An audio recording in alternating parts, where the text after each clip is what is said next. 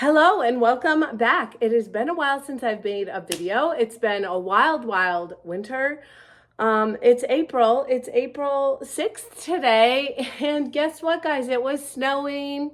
It was snowing this morning here in Vermont. So anyways, if you're new here, welcome. If you are not new here, welcome back. My name is Kaitlin Spano, and I am a pre- and postnatal corrective exercise specialist. I have my master's in education, and I love combining those two things and sharing with you so you can be strong and have the energy and the strength and the compassion, the ability, the confidence to journey through your motherhood journey as God calls you fit. So I wanted to share super quickly.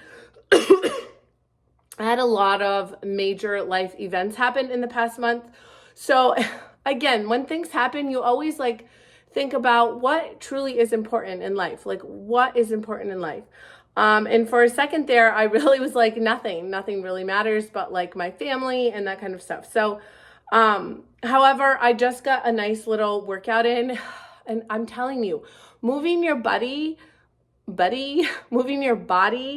is so for your emotional health, your physical also, but just like your mental health, like it is so important to your well-being, without looking at aesthetics. So I just wanted to share briefly, I recently turned 40, last fall, the end of last fall. So how I'm shifting and adapting my nutrition and my movement just to better ease that period of life that I'm in right now. And really, I'm just going to share with you the research I've done and just what I am doing that's kind of made a difference. And it's been very subtle. So last year, as I was coming up to my 40th birthday, I was like, I'm going to do all the strength training. Like, I want to feel my best. I want to look freaking ripped and strong. And I just want to feel so strong, leading up to my 40th birthday. So I did this programming of I was counting my macros and I was lifting heavier weights. That did help initially. I felt really good. I definitely lost a lot of inflammation just because I kind of redialed my nutrition, it's not that I was eating bad before, but I kind of was reordering the things that I ate. I wasn't eating late at night anymore, that kind of thing. So that really, I lost a lot of inflammation that way. And I increased my hydration, which I always think I'm drinking enough, but when you stop and think about it, it's I'm not drinking enough. So really, that's one simple thing you can do right now. Just start drinking more water. Even if you think you're drinking enough, write it down and be like, oh, I'm not drinking enough. So that was number one. And it was great. But every time I lift heavier weights, I end up injured. And I don't think it's because I'm going super heavy. The most I have is 30-pound weights. I don't lift super heavy, but especially after babies, there's just so much I can lift, and it just doesn't feel good when I reach a point. The first couple months feels fantastic, but then I'm I don't look forward to it because it just doesn't feel good. So what happened for me, just because probably not the only one, but I really struggled with my pelvic floor again. I was just getting heaviness in my pelvic floor, and I was getting hemorrhoids all the time. And I am not one to get them. I had one hemorrhoid when I had my first son, to be quite frank with you, TMI, but it's real.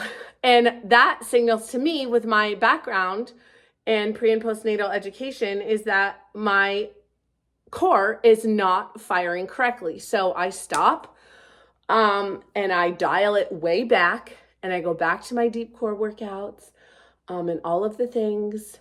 But let me tell you, that happened 3 times. I would get it, I would heal, I would try again, and it would come back. And I just reached a point where I'm I do not want to deal with that again, because it is not enjoyable. And it makes 2 weeks of my life absolutely miserable.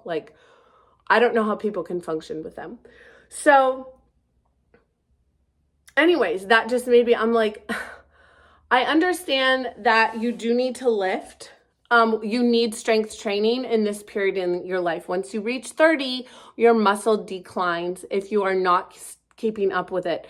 So it's very, very important to keep up with that. But you don't necessarily have to lift super heavy. And that obviously was my body telling my brain, I don't prefer this style of movement. Like, you are injuring me. Please stop. So I stopped. And I just went back to my basic like barre yoga workouts. And that's a topic for another day, but I can share that with you if you're interested. And using just even ankle weights. And guys, I'm still feeling super strong. I still have my strength. My back has increased in muscle since I went off the heavier lifting. And like, that was a part that really, really suffered through my pregnancies, my back-to-back pregnancies, because I was constantly like hunched over, feeding, nursing, or pregnant. So that's coming back and that feels great. My glute strength has improved so much, which again, I lost so much during pregnancy. You do lose it.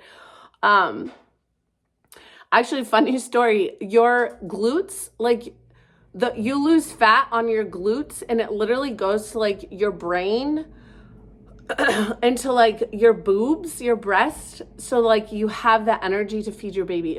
It's just wild. Which is why a lot of times after people have babies, you end up with like kind of like a pancake butt. And also because we tend to lose the connection, our mind-body connection to our glute muscle. Anyways, so that has been really working well. And I just really have been listening to my body. And I think that's so hard to do with the loud world that we live in. And, like I have a schedule, but I'm not super rigid with it. Like, you know, last week I was sick. I maybe did a couple light exercises, like just because I needed to do a little like exhaling and moving my body, but I'm not worried about it. So yeah, that's one thing I've changed. I just realized that super heavy lifting is not for me, and that's okay. And I still am staying strong, and I'm still building and keeping my muscle so I can reduce all of those age-related risks. Like my mobility, I want to be able to fall on the floor. If I fall on the floor, I want to be able to get up without using my hands or anything like that, so I can really, you know, move. That's what's important at this age of life. So the next thing that I did, I read some books about glucose, because that's something that changes as you get older. Our bodies do not absorb the amount of protein, or you can eat, say you're eating the same amount of foods and like the same amount of proteins that you ate all through your 30s, and you're like, why am I changing? Like, what's happening? Because your body just absorbs less of it, so you typically have to eat a little bit more. I hate counting macros. It's not something that I think is life sustainable. And, you know, there might be people that are going to come at me for that, but just me personally, it's not a lifestyle that I want to do. I just want to enjoy life and not worry about my macros. So I just really focus on eating a plate of food. So making sure I have protein and veggies. And, you know, carbs are good for you, but making sure I'm not eating like potato chips at every meal, like just getting my rice and my potatoes. And we do eat a lot of pasta in this house. There's nothing wrong with pasta. So yeah, just doing that. But what I learned through some of the books that I read was how you eat it and what you pair it with. So I really limited my snacking. So before, when I was counting macros, like I was short on all my macronutrients, so I had to have snacks. One thing I basically have eliminated is snacks because I realized I don't need them. I really don't need them. And it probably has to do because I'm not lifting super heavy. Like when you're lifting heavier, you feel hungrier. But anyways, I lost my train of thought. Oh, so snacks. Yeah, I don't need them unless I'm feeling hungry. If I eat a meal, I'm feeling satisfied until I'm hungry again. But I just focus on that. And I cannot remember the name of the book, like The Glucose Revolution, I think it's called. I'll make sure to leave it in the comments. But she just talks about food pairing And it was a huge light bulb. So I literally don't change the things that I enjoy eating. I just change the way that I eat them, like in order. And that has been a huge shift, not only for reducing my inflammation in my body, but I just feel great and my energy has stayed stable. So I think that is like a simple little shift that we can make in our lives, you guys, at this stage. And like, not, you know, you don't need to take, today it's like all the weight loss things, like the Ozempic and the Wegovy or whatever the heck all those things are. And I'm not knocking that. If you're in a position where your doctor is recommending that for you, please, you know, follow your doctor's recommendation. But I know a lot of people that have taken those things and they don't have like diabetes or anything. They're literally taking it as a tool to lose weight quickly because but they're not changing their lifestyle habits. For me personally, I want to be able to understand my body and I want to have longevity and I don't want to have to take an injection or a pill to make that happen. You see what I'm saying? So anyways, understanding how your glucose works is a huge part of that. So that's what I wanted to share with you. That's what I was feeling inspired to share with you after this little workout. And I'll be sure to leave that link for the book below. I highly recommend that you read it.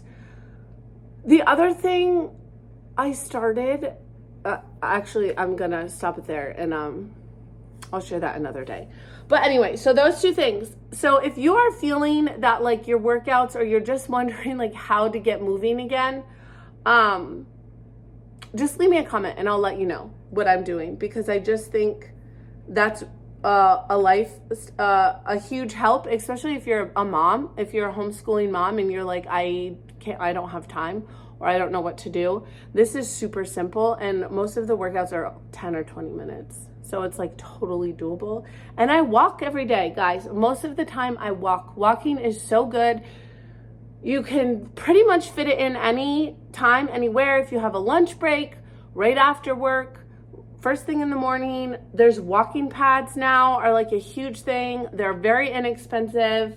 You can use them in the evenings. I have yet to get one, but I definitely am thinking of it just for like, I mean, now this time of year is different, but like in the winter. But what I like is it gets me outside. I'm like, I have to go get my walk and I get outside regardless of the weather. So walking, water, strength training, and any capacity that you feel fit, okay? It doesn't necessarily have to be heavy weights, and food pairing. Hope that's helpful. If you have questions, let me know. The cool thing that I learned, about this was like the things that I'm learning about what to do, things that you should be eating, how you should be eating it during this stage of life, like perimenopause.